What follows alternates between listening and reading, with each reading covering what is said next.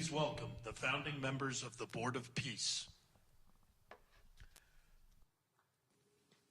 The Minister of the Prime Minister's Court of the Kingdom of Bahrain.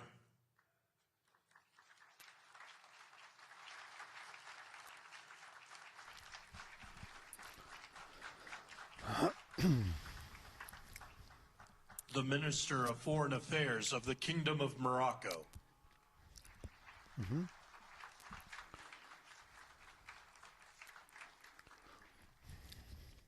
The President of the Argentine Republic.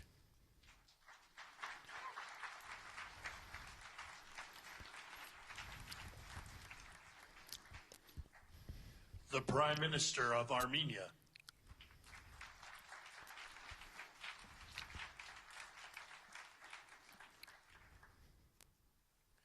The President of the Republic of Azerbaijan.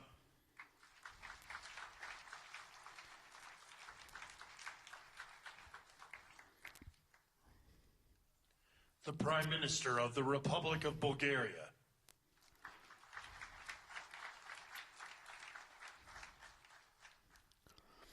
The Prime Minister of Hungary.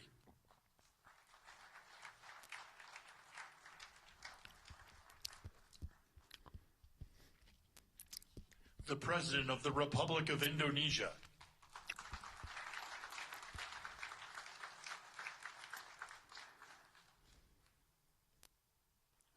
The Deputy Prime Minister and Minister of Foreign Affairs and expatriates of the Hashemite Kingdom of Jordan. The President of the Republic of Kazakhstan.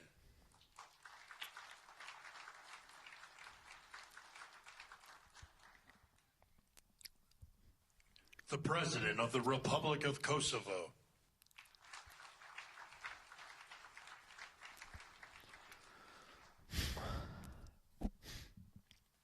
The Prime Minister of the Islamic Republic of Pakistan.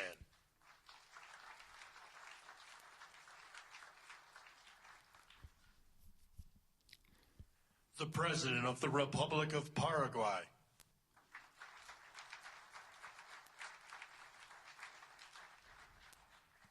The Prime Minister and Minister of Foreign Affairs of the State of Qatar.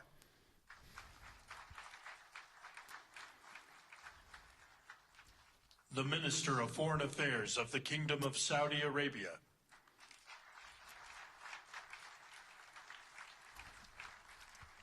The Minister of Foreign Affairs of the Republic of Turkey.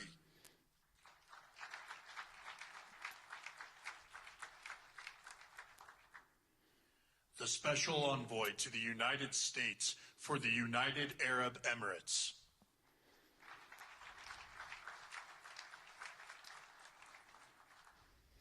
The President of the Republic of Uzbekistan.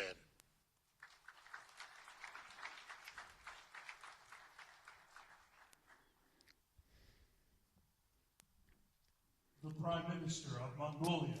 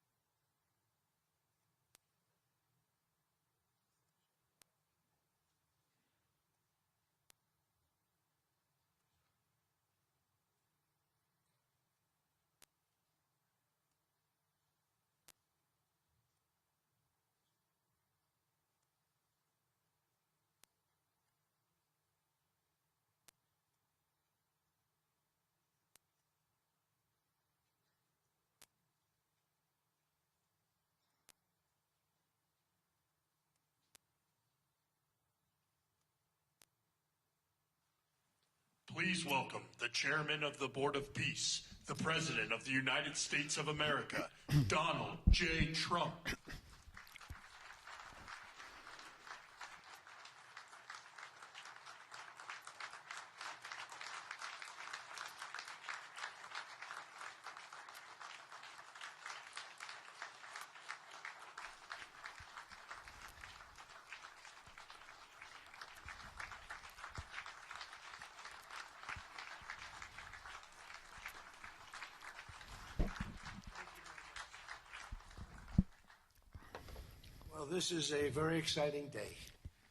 Das ist heute ein sehr spannender Tag, der sehr lange gebraucht hat, um wahr zu werden. Viele Länder haben gerade hier angestanden, jeder wollte dabei sein. Und ich habe auch mit vielen anderen gearbeitet, auch mit den Vereinten Nationen.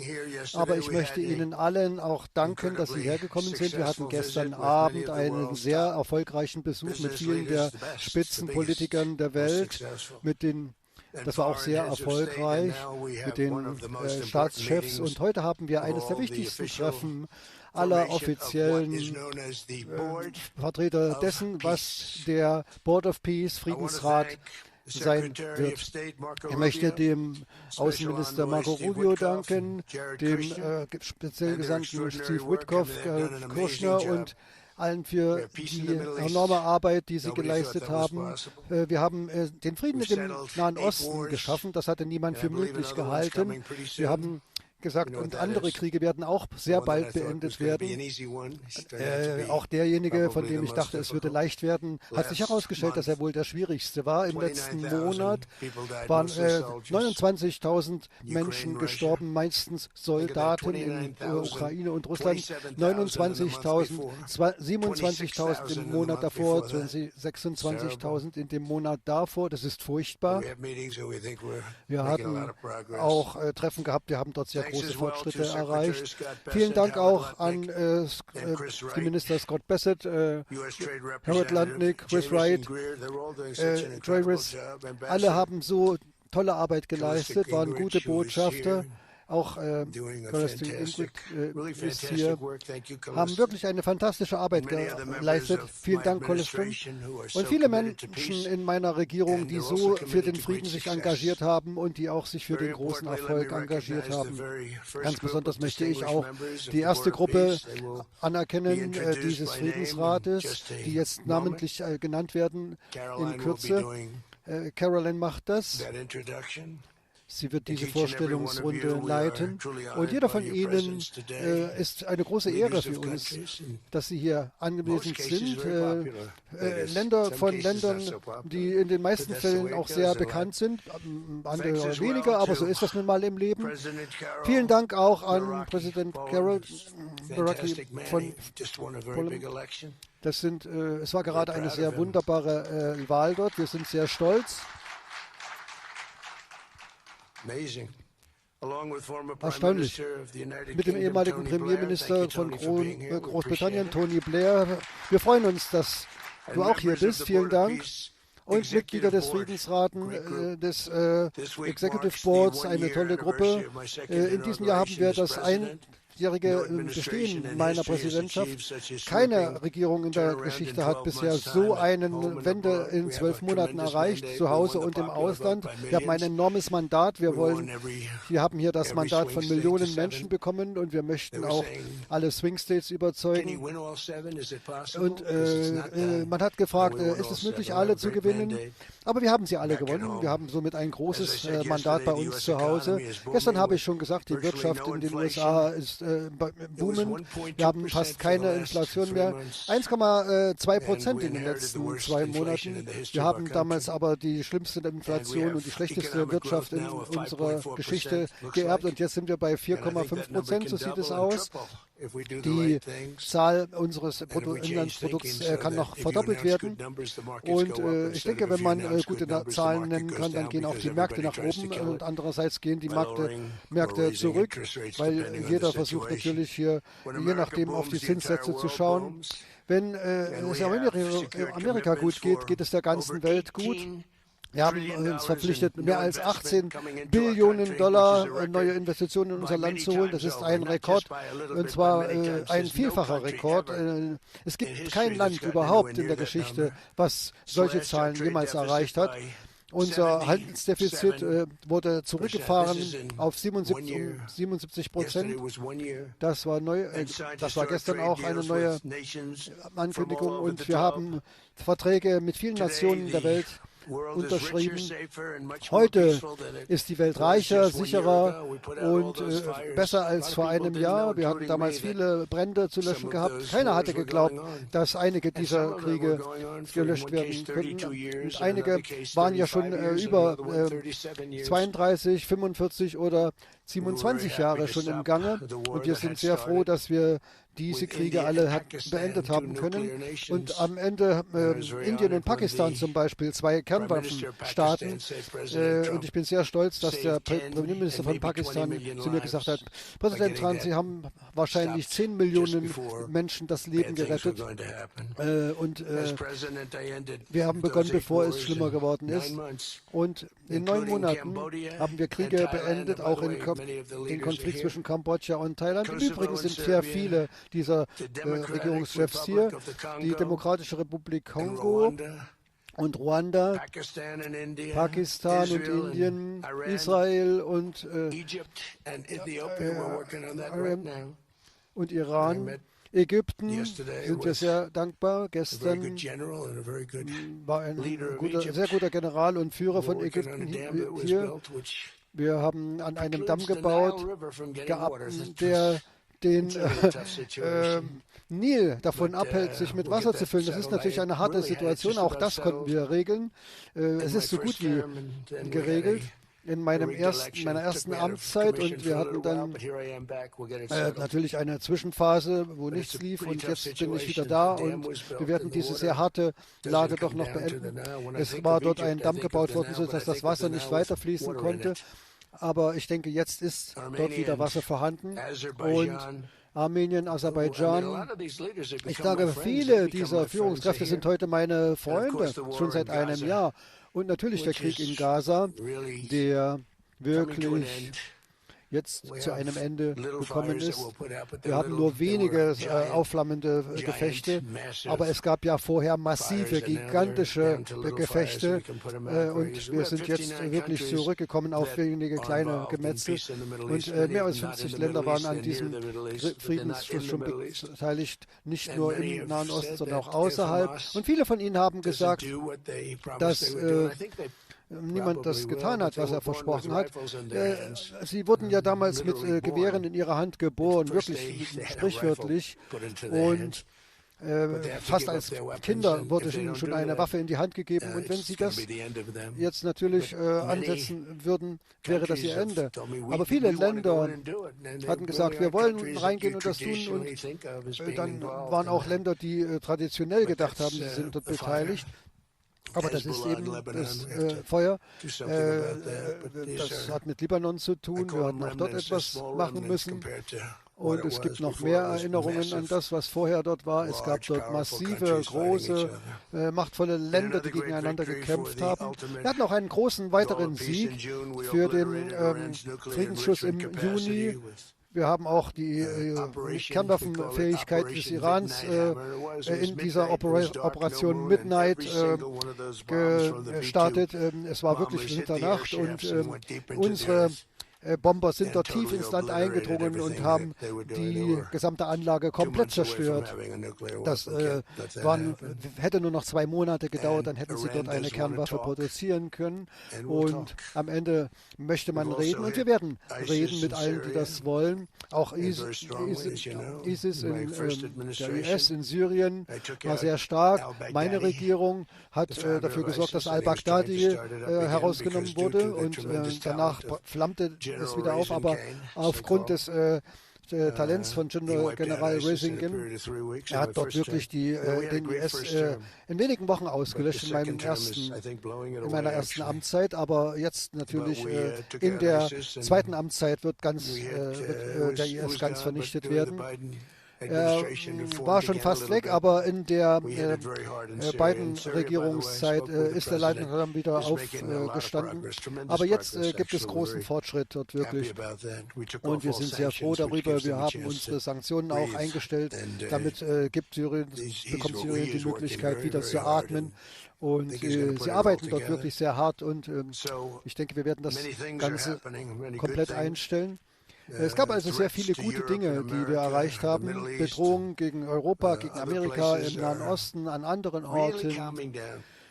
ist wirklich ist dann sehr zurückgegangen und vor einem Jahr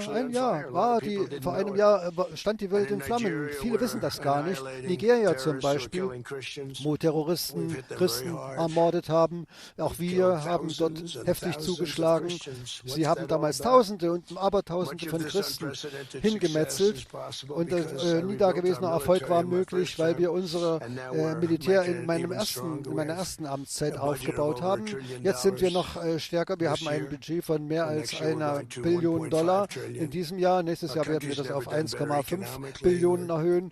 Niemals war unser Land wirtschaftlich stärker. Wir haben hier Zahlen vorzuweisen, die es niemals vorher gab. Und die Tatsache ist, dass die Investitionen jetzt über 18 Billionen sind.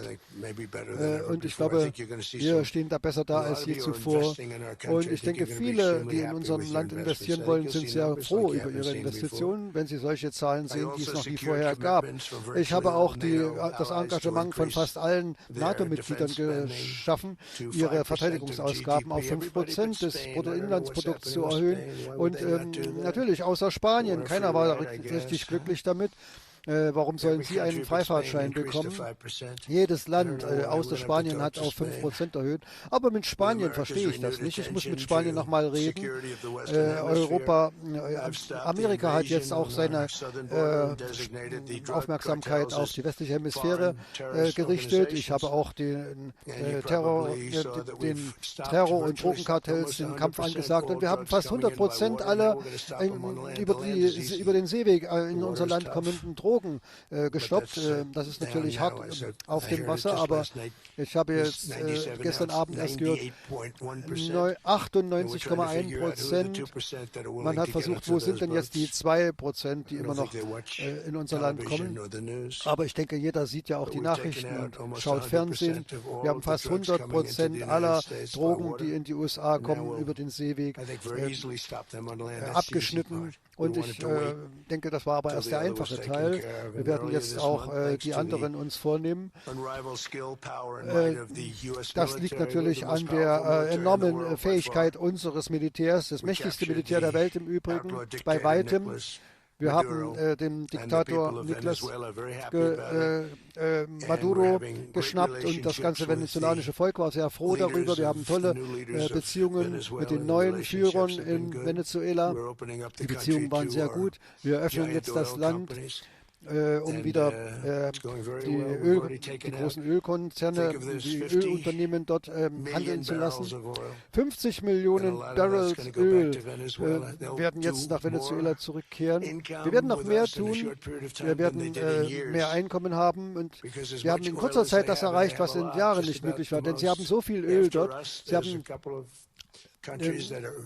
es gibt wenige Länder in dieser Kategorie, aber sie haben tatsächlich, sie sind an zweiter Stelle zwischen Venezuela mit 62% des Weltaufkommens von Öl, aber sie haben sehr geringe Produktion. Die ganzen Ölunternehmen möchten natürlich jetzt dort wieder nach Venezuela gehen und sofort anfangen und mit der Förderung beginnen. Aber unser Militärschlag war natürlich erstaunlich. Wir hatten dann sogar eine zweite Welle vorbereitet, die nicht gebraucht wurde, denn sie haben gesagt, nein, nein, nein, keine zweite Welle, das brauchen wir nicht. Und das war toll. Ja, natürlich arbeiten wir auch an der Beendigung dieses furchtbaren Tötens in der Ukraine, einen Krieg, der nie hätte geschehen dürfen und der wäre auch nicht passiert, wenn ich Präsident geblieben wäre. Und wenn ich jetzt mit Wladimir Putin über die Ukraine spreche, hat er immer gesagt, er hätte das nie angefangen. Ich habe gesagt, das geht so nicht, du kannst das nicht machen. Ein Teil dieser historischen Akte von Friedensschaffungen möchte ich heute diesen Friedensrat gründen. Dieser Rat hat die Gelegenheit, das beste Gremium zu sein, die es jemals gab. Der Vorsitzende war. Wir hatten dann diese Vorstellung und man bat mich dann, den Vorsitz zu übernehmen. Aber ich nehme das sehr ernst. Es ist eine tolle Gruppe von Menschen und unglaublich junge Menschen, die es von innen heraus leiten. Der Rat funktioniert sehr gut, hat schon angefangen mit der Arbeit und jedes Land, fast jedes Land möchte hier Teil sein. Und wir haben gerade jetzt vor einigen Tagen die Schreiben ausgesandt. Es sind jetzt einige hier, aber wir haben gesagt, okay, wir sind ja doch sowieso in Davos. Da können wir natürlich dann auch mit hier auf die Bühne kommen. Und das ist natürlich, sind meine Freunde. Ich muss doch mal schauen. Ja, jeder ist hier ein Freund von mir. Einige mag ich nicht so. Eigentlich diese Gruppe, da mag ich wirklich jeden Einzelnen. Sie können das glauben. Sonst habe ich ja 2 oder 3, die ich nicht leiden kann. Manchmal sage ich manchen, dass ich sie nicht leiden kann, aber die hier sind, die mag ich ja alle. Das sind tolle Führer ihrer Länder. Und dieser Friedensrat besteht aus den Top-Führern der Welt. Und im letzten Oktober haben wir den Plan aufgestellt für das permanente Ende des Konflikts in Gaza. Es war dann einstimmig vom Sicherheitsrat angenommen worden im letzten Jahr. Und in der Phase 1 dieses Plans müssen wir leider auch Gaza weiter behalten. Wir müssen auch den Waffenstillstand in Gaza, den die humanitären Organisationen dort brauchen, unbedingt aufrechterhalten. Und jetzt sind wir hier. Wir haben gute Nachweise für die humanitäre Hilfe. Wir möchten auch den USA danken, aber ich möchte auch einigen der Länder danken, die gestern hier erschienen sind, denn sie haben auch starke Hilfe geleistet, auch in der Form von Geld, wo wir dann Lebensmittel einkaufen können. Man hört diese Geschichten kaum noch, dass Menschen dort Hunger leiden. Wir haben auch die Freigabe von mehr als 20 lebenden Geiseln geschafft. Da danke ich Steve Witkoff und Gerald für ihre harte Arbeit, die sie da geleistet haben. Es gab 20 lebende Geiseln noch. Und wir haben Hunderte rausbekommen, aber der letzte war natürlich besonders hart. Ich habe das schon vor einem Jahr gesagt. Das war sehr hart, aber wir haben es geschafft. Wir haben alle 20 herausbekommen und wir hatten auch ungefähr 28, die bereits tot waren. Aber die Eltern wollten sie trotzdem zurückhaben, so als hätten sie noch gelebt. Einfach um sie noch einmal zu sehen. Es war wirklich erstaunlich, diese Liebe zu sehen. Und der Junge war umgebracht worden. In fast allen Fällen waren das junge Männer. Das Baby, ein kleiner Junge, war getötet worden. Die Leiche sah aus, als wäre das fast unmöglich gewesen. Mit Ausnahme von einem, der haben wir fast alle herausbekommen. Das ist erstaunlich, das war auch sehr hart. Und ich war ganz deutlich dabei zu sagen, dass die Hamas auch den letzten Leichnam herausgeben muss. Und wir haben uns dann anderen Dingen zugewandt, haben dann dafür gesorgt, dass der Gazastreifen demilitarisiert wird, wieder wunderbar aufgebaut wird. Es wird ein toller Ort werden. Es ist bereits begonnen worden und wir können uns dann auch anderen Dingen widmen, wenn wir Erfolg in Gaza haben. Und wir waren sehr erfolgreich in Gaza. Das wird wirklich sehr gut zu sehen sein. Wir werden dann andere Dinge tun können, viele andere Dinge können. Wenn dieser Rat erst einmal voll in Aktion getreten ist, können wir sehr vieles tun. Wir werden das auch im Zusammenhang mit den Vereinten Nationen tun. Ich sage ja immer, die UN haben enormes Potenzial. Sie haben es noch nicht genutzt. Aber es gibt enormes Potenzial in den Vereinten Nationen und wirklich tolle Menschen dort in den Vereinten Nationen. Aber bisher haben sie, wissen Sie, bei den 8 Kriegen, die ich beendet habe, da habe ich nie mit den Vereinten Nationen, mit niemandem von ihnen gesprochen. Und wenn man glaubt, ich hätte es tun sollten, vielleicht hätten sie diese 8 Kriege beenden können. Sie konnten es aber nicht. Und ich habe es versucht und einige von ihnen hatten es wirklich versucht. Aber es gibt enormes Potenzial in den UN und die Kombination des Friedensrates im Zusammenhang mit den Menschen, die wir hier haben, zusammen mit den Vereinten Nationen, kann wirklich zu etwas Einzigartigem in der Welt werden. Das ist ja für die Welt, das ist wirklich die Vereinigung der Welt. wie jeder das heute sehen kann, die ersten Schritte sind schon unternommen worden für einen besseren Tag im Mittleren Osten und in der ganzen Welt. Wir haben heute die enorme Gelegenheit dafür und hatten nie eine bessere Gelegenheit, um die Jahrzehnte des Blutvergießens, des Hasses zu drehen und einen wunderbaren Frieden für die gesamte Region zu erreichen oder für die ganze Welt. Denn ich rufe ja hier die Welt auf. Die Welt ist ja unsere Region. Wir können den Frieden in der Welt schaffen und das wird wirklich ein tolles Erbe für alle, die hier im Raum sitzen werden. Und ansonsten wären sie ja nicht hier. Es ist ja ein Grund dafür, dass sie hier sind. Und sie sind alle Stars. Sie sind die wichtigsten Menschen dieser Welt und auch die buntesten Menschen dieser Welt. Und sie sind alle, jeder für sich ein Genius und sind vom Genius inspiriert. Und wenn man das für den Frieden einsetzt, dann hat das Gegenteil des Friedens keine Chance. Ich möchte nur sagen, es ist toll, mit Ihnen hier zusammen zu sein. Und das ist etwas, was wir tun. Und das ist sehr wichtig. Das ist das Wichtigste. Und wir freuen uns darauf, dass wir hier sind. Gestern war auch ein enormer Erfolg. Viele Dinge sind schon passiert, aber gestern, das war der Grund, warum ich wirklich hier sein wollte. Und ich glaube, es gibt keinen besseren Ort, als zu zeigen, wie wir hier zusammenarbeiten. Und jetzt wird der Friedensrat voll in Kraft treten. Da bitte ich jetzt Barita Isaf, den Außenminister. Barita, wir werden jetzt unterzeichnen und den Friedensrat Vertrag unterzeichnen. Vielen Dank für alle, die hierher gekommen sind.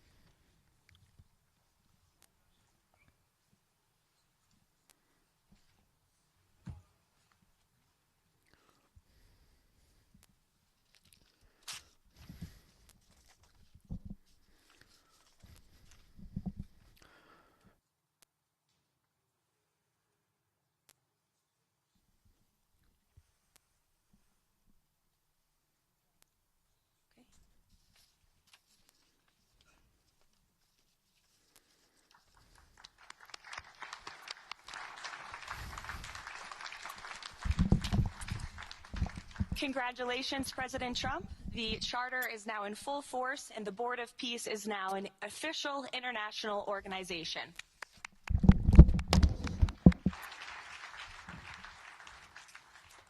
We will now continue the signing ceremonies, beginning with the President of Argentina and the Prime Minister of Armenia.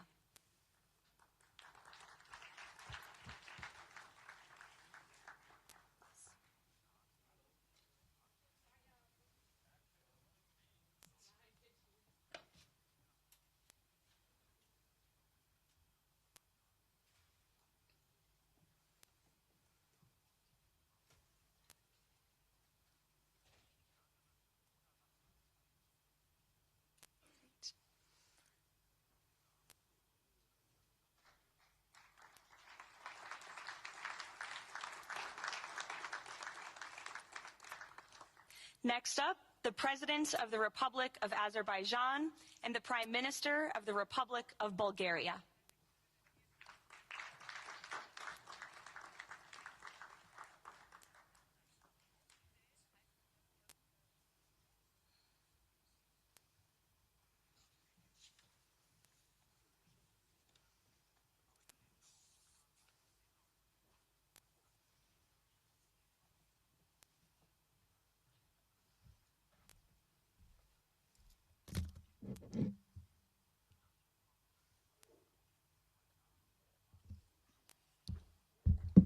Thank you. Next, the Prime Minister of Hungary and the President of the Republic of Indonesia.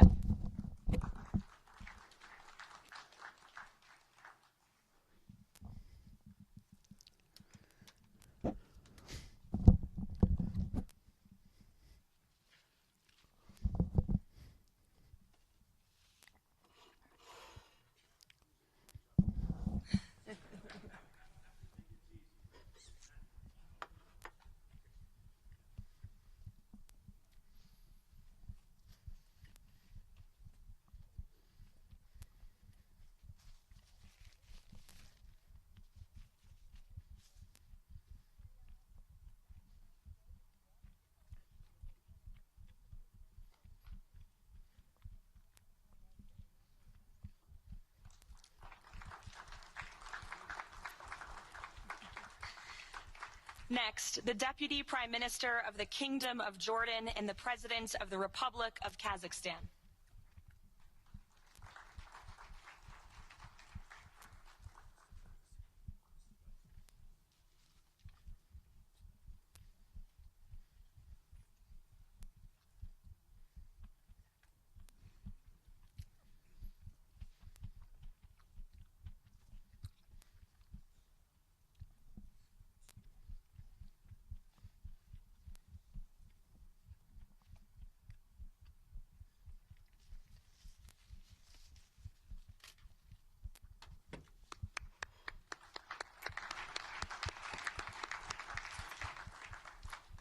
Next, the President of the Republic of Kosovo and the Prime Minister of the Islamic Republic of Pakistan.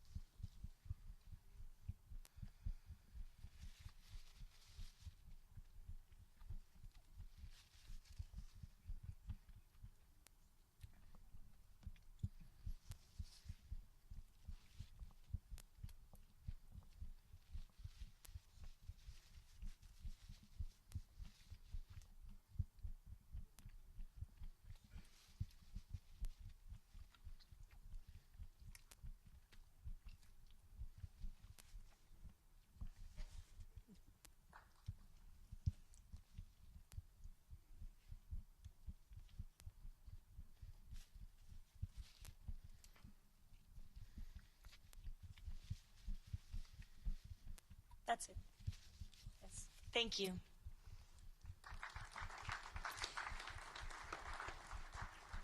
Next, the President of the Republic of Paraguay and the Prime Minister of the State of Qatar.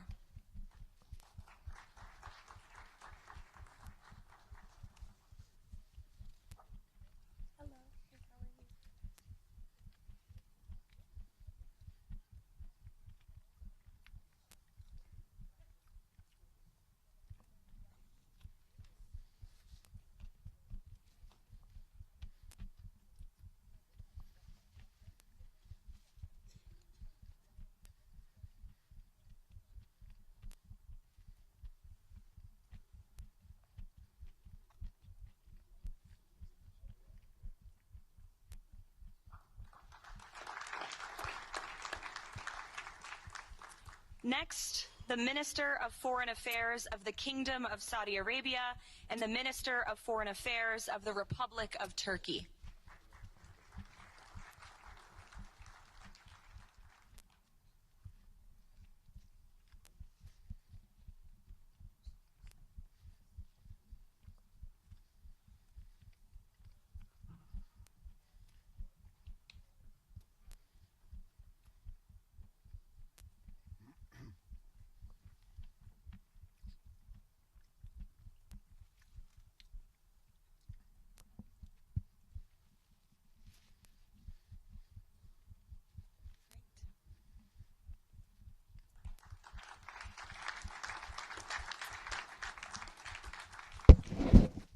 Next, the Chairman of the Executive Authority Affairs of the UAE and the President of the Republic of Uzbekistan.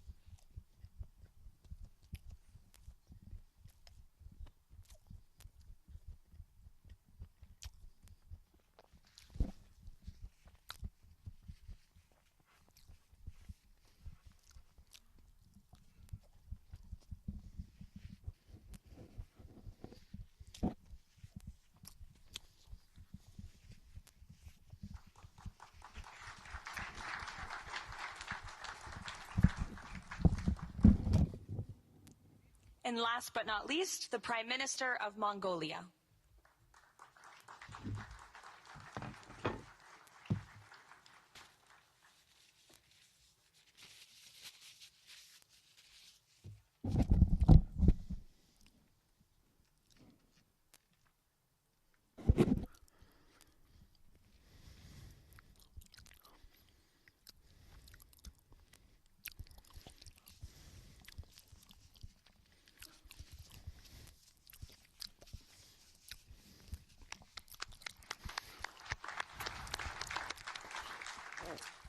Congratulations, everyone.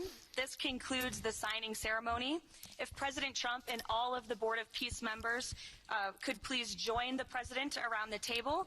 The President is now going to sign the inaugural resolution that will resolve the Board of Peace's Gaza mandate per the United Nations Security Council Resolution 2803.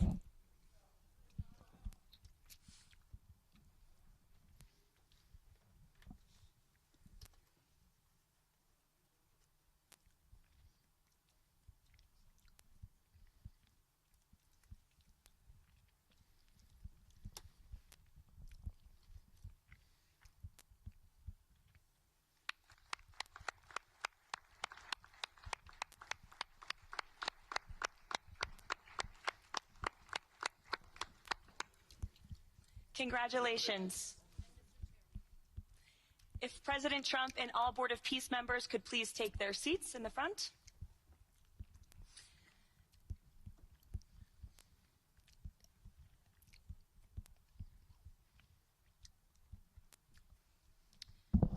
Now it is my honor to introduce the United States Secretary of State Marco Rubio, who will speak about President Trump and his accomplishments. Without further ado, Secretary Rubio.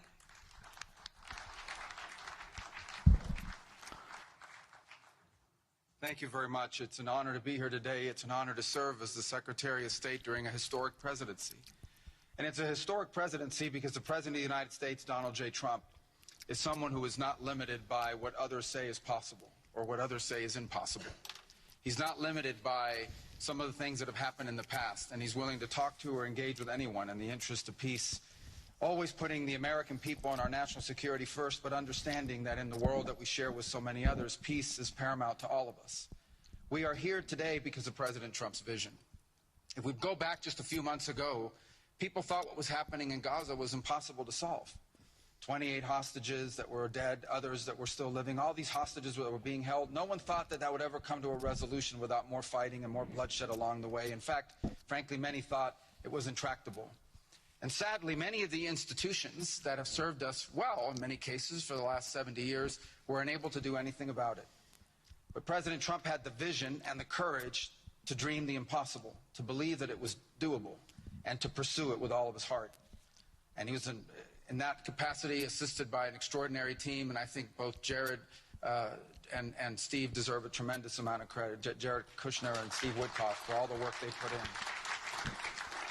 And all of our partners here today. And now we have this Board of Peace, who I believe's possibilities are endless. Obviously with a focus first and foremost on making sure that this peace deal in Gaza becomes enduring.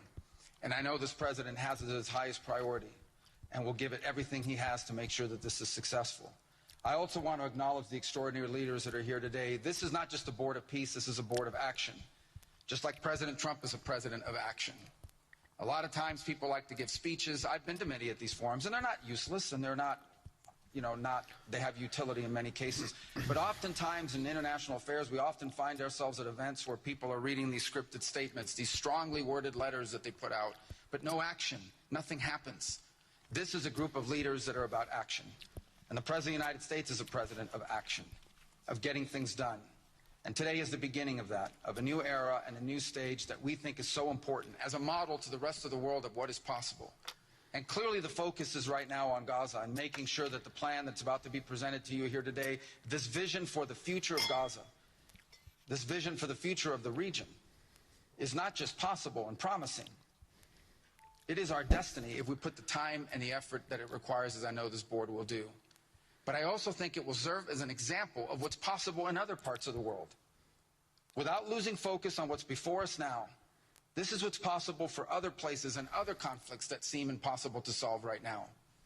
So I want to, on behalf of the United States, on behalf of the team that worked so hard on this, thank every single one of the leaders that are here today and all of the countries that have committed to joining, and many others who are going to join. Others either are not in town today or they have to go through some procedure internally in their own country because of constitutional limitations. But others will join. Many want to be a part of this effort because it is going to be a successful effort.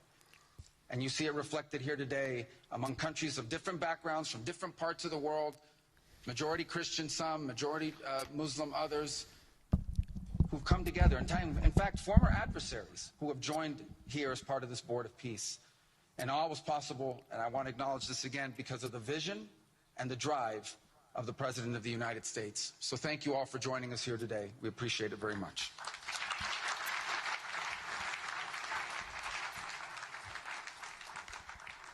Thank you, Secretary Rubio. Please, if you could now turn your attention to the screens for a video message from the head of the National Committee for the Administration of Gaza, Dr. Ali Shaith. Distinguished leaders, colleagues, and friends, it is an honor to be here today. I want to start by thanking President Donald J. Trump and his administration for their intensive efforts to advance peace in the whole region. I also thank Egyptian President Abdel Fattah al-Sisi, Qatar, and Turkey as mediators, the Palestinian Authority, and members of the United Nations Security Council for welcoming the comprehensive peace plan. These efforts created the opportunity for a new future in Gaza Strip. But what will really matter is what comes next. This transition will succeed only if it delivers real, tangible improvements in daily life for Gazans. As Chief Commissioner of the National Committee for the Administration of Gaza, it's my responsibility to turn this moment into action, to restore order, to rebuild institutions, and to create a future for the people of Gaza defined by opportunity and dignity, under the principle of one authority, one law, and one weapon. As a first step, I am pleased to announce the Rafah crossing will open next week in both directions. For Palestinians in Gaza, Rafah is more than a gate. It is a lifeline and symbol of opportunity. Opening signals that Gaza is no longer closed to the future and to the war. I want to be clear, there is much more work ahead, and none of it is easy. The road forward will involve difficult decisions and setbacks, but this is a real step, and it marks a new direction. Now, I would like to address the people of Gaza.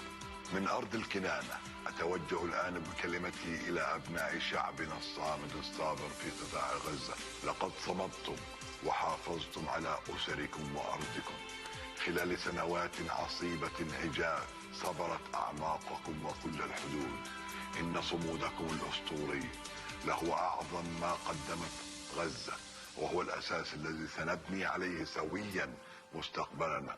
إن هذه اللحظة ليست للنظر إلى الخلف، بل مضي قدما نحو مستقبل زاهر مشرق، مستقبل ينشأ فيه أبناؤنا بلا خوف وقلق، يكافأ العمل وتفتح المدارس وتستعيد الحياة اليومية استقرارها وأمنها. إن المرحلة المقبلة تتطلب تضافر الجهود من قبل الجميع، ولكنكم لن تواجهوها وحدكم. أصواتكم لها وزن، وأعمالكم لها أثرها، والتزامكم بالسلام وإعادة بناء مجتمعاتكم ستحدد ملامح قطاع غزة الجديد. خطوة بخطوة وبالانضباط والعزيمة سنبني غزة قادرة على الاعتماد على ذاتها، ونرسم مكانها كمركز للحرية والفرص والسلام. Today I ask the international community not only to support this effort, but to work with us. Judge us by our actions. Hold us to clear standards, and stand with the people of Gaza as we take this responsibility for our future. Thank you, ladies and gentlemen.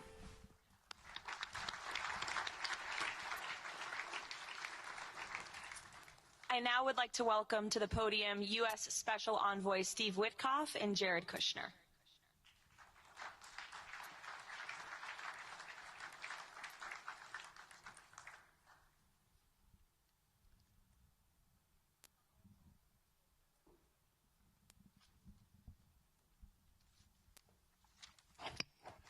Thank you, everyone, and welcome here. This is really my honor to be up here speaking.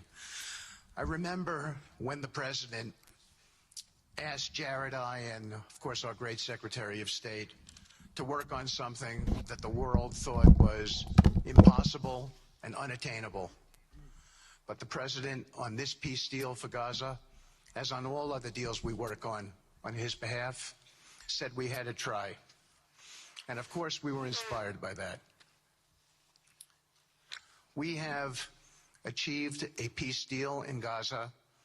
We have brought the hostages home, all of the bodies except for one, and we will bring that body home too.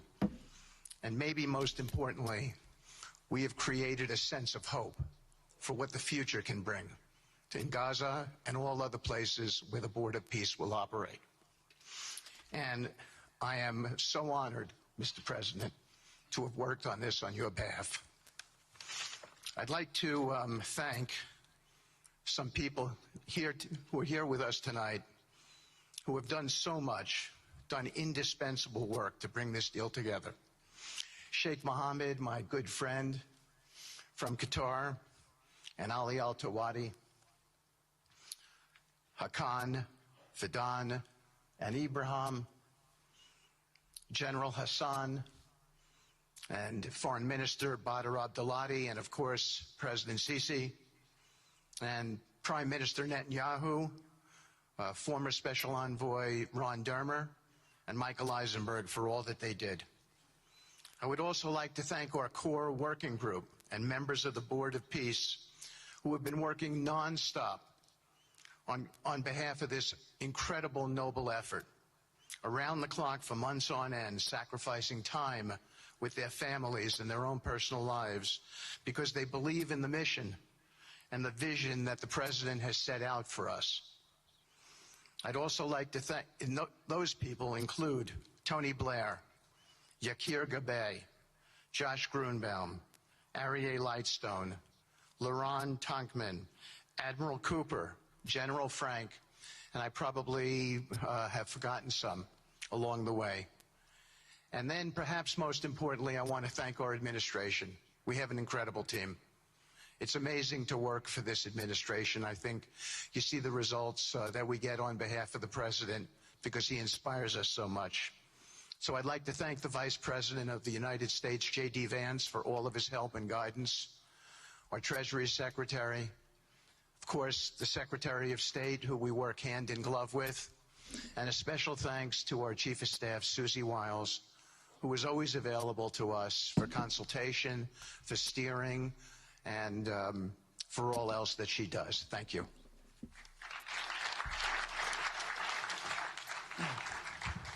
Thank you, Steve. And I have to say, one of the great honors for me of being able to work on this has been working with Steve, who really is as brilliant as he is. His heart is tremendous.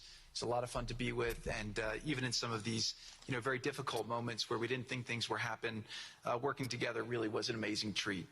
I'm going to go now today just through a couple quick slides just to show you the progress that's been made in the last couple months. It was just over 100 days ago that we got the final deal done, and everyone was celebrating and joyous about the hostages coming home and the end to this long war that nobody thought was possible. And Steve and I were panicking, saying, what do we do next? How do you implement peace? And as you guys know, peace is a different deal than a business deal because you're changing a mindset. And in Israel, there was 2 years of very intense war. For the people in Gaza, there was more than just 2 years of war. They had 20 years of hopelessness, being ruled by a terrorist organization. For the people in the Middle East, their hearts were pulled by this. And throughout the entire world, it really was weighing on us. And so we needed to think about, what do we do next? How do we change the habits? How do we change the behaviors? And we really got to work right away. And the team that Steve thanked, including the White House team and the team, the volunteers, it's really been an incredible effort, very entrepreneurial. And we really did it in the way. I've been working now with President Trump for 10 years on politics. And what continues to amaze me is that he always takes a first principles approach and says, what's the most optimal outcome? Aim for that. Whereas politicians are always focused on the downside or what could go wrong or how to make it a little bit better. He always says, aim for the best possible and, do your best to get there. And if everyone thinks it's impossible, that's even more reason why you should aim for it. And so really thank you for the leadership and the inspiration for doing this. And I think you'll see today we've achieved more than thought was possible. And our ambition is still to go for something, I think, better than most people think is possible as well.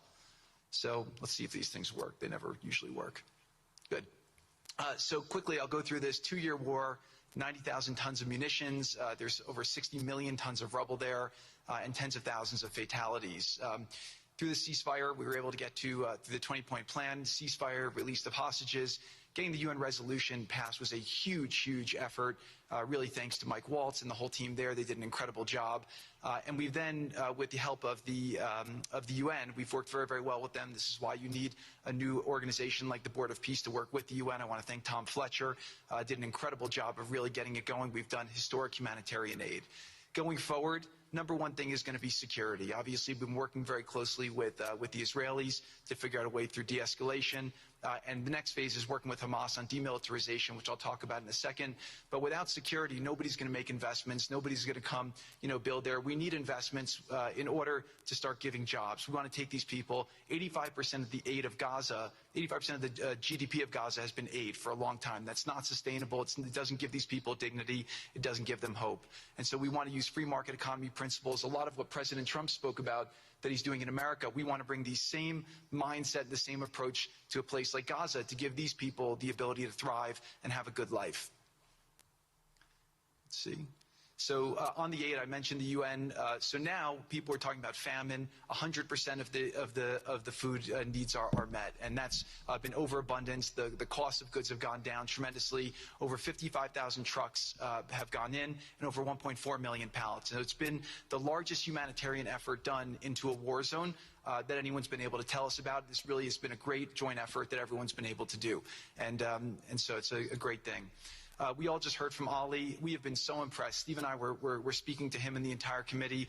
Such bravery of these people to step up. And we've worked with the Palestinian Authority, who's been helping us as well. But this committee is the first time it's a technocratic, apolitical committee. I really want to thank the Arab partners for helping us select the right people to do this. And we just need to believe in them and support them. I put this up here. It's probably a little too small for me to read, but this is really important if you saw the mission statement. So Hamas's mission statement was, we need to destroy the state of Israel.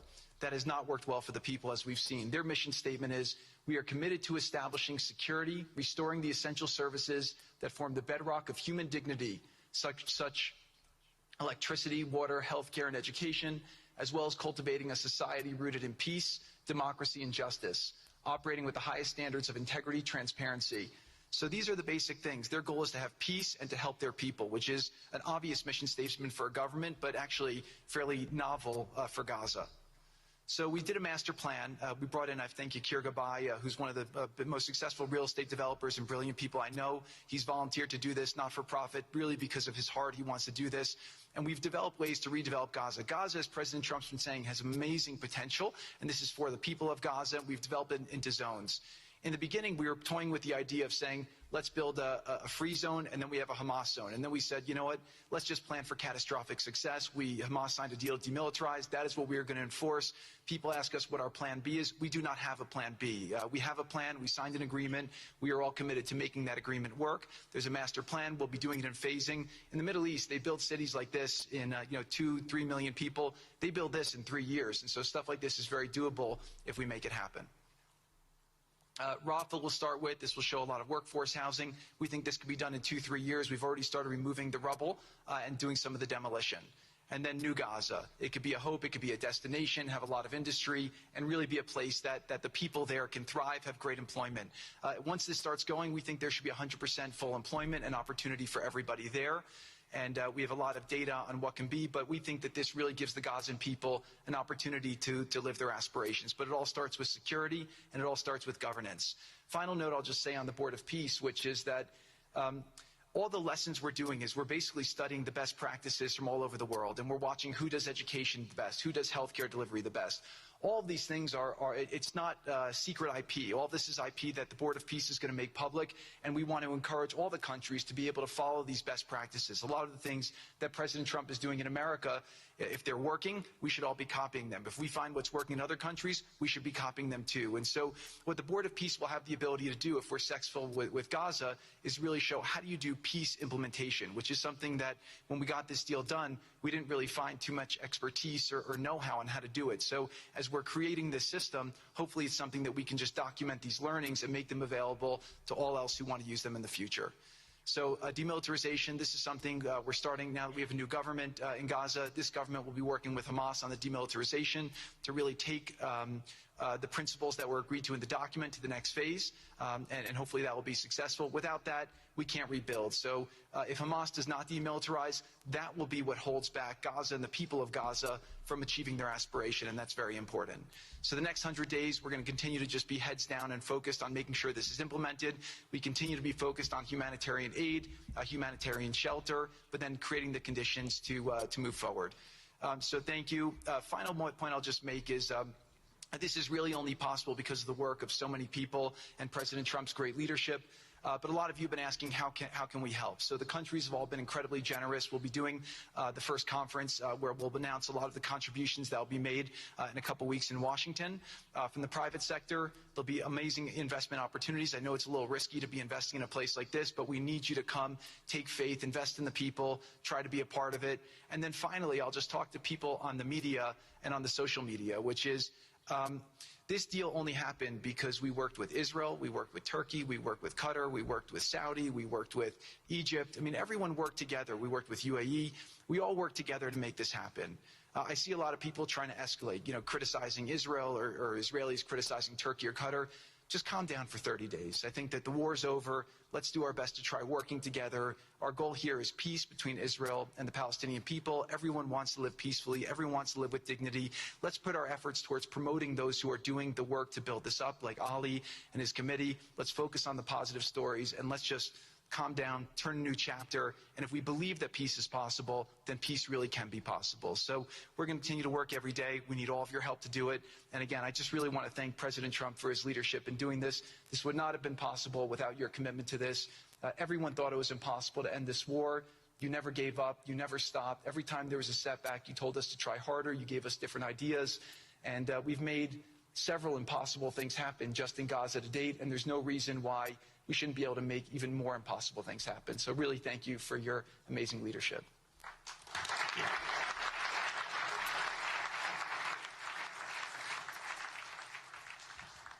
Thank you, Jared and Steve. Now I would like to introduce and welcome to the podium the High Representative for Gaza, Nikolay Mladenov.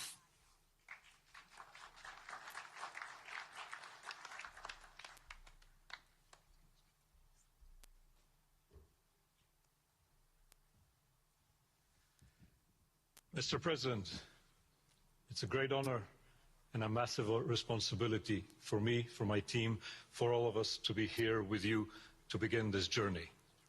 Who would have thought 2 years ago that we will be sitting here with this group of countries, with this leadership, giving the people of Gaza a new chance?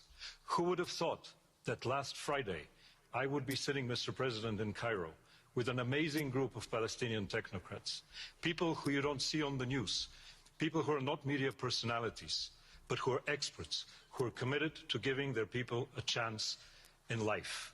And this is what this is all about. For too long, Gazans, Palestinians and Israelis have lived with conflict, with death, with destruction. Now the page turns. And whether the page turns successfully really depends on all of us. We have the ingredients for it. We have the leadership of the United States and President Trump. We have a great group of countries joining the Board of Peace and more to come. We have a fantastic Palestinian team on the ground, and we must make it work.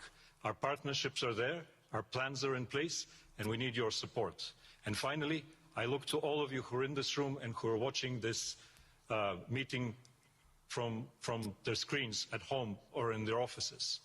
Please put away your talking points for a minute.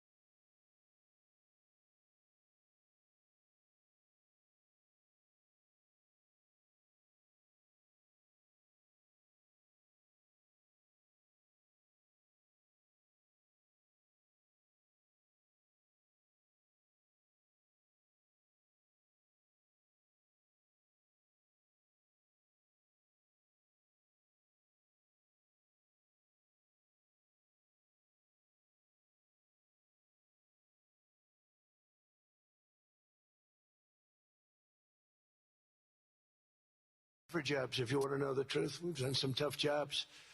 And we continue to. As far as the United States is concerned, we're behind it. And the United States has never been stronger, never been bigger, better. It's doing really well. You see that, building thousands of businesses, plants, factories all over the United States are right now under construction. Nobody's ever seen anything like it. And this is just an honor to be involved with this and to be involved with the great people in this room and the great leaders that are sitting on stage. We thank you very much. And we have many others that have signed up, and they all want to be members of the Board of Peace because it really will be important. This is not going to be a waste of time. We waste so much time on things that never happen. This will happen, and it's already happening. Thank you very much, everybody. It's a great honor to be with you. Thank you. Thank you.